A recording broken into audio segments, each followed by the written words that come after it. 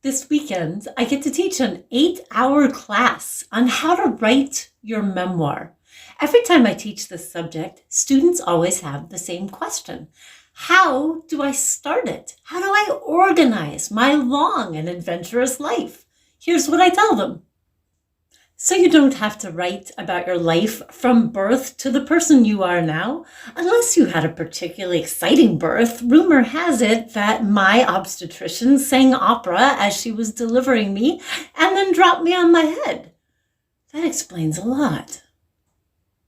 Instead, think about focusing your memoir on one aspect of your life, such as era, the 60s, or the 90s, or the 2 years you spent bicycling around Europe. Or you could think in terms of theme. Write a memoir about your deep and abiding love of naked mole rats. Or write about adoption, of your dog, of your kid. Or write about playing the accordion and how much you've loved playing the accordion over decades.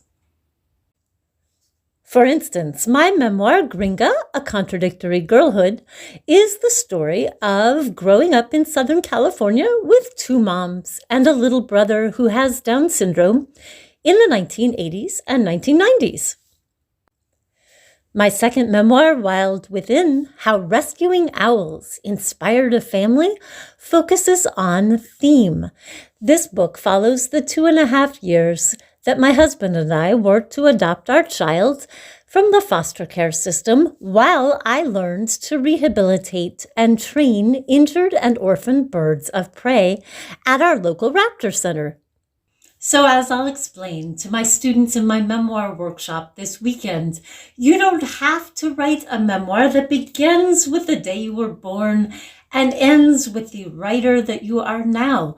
Think about structuring it instead around a particularly exciting era from your life or a particularly thrilling theme. More on this next time.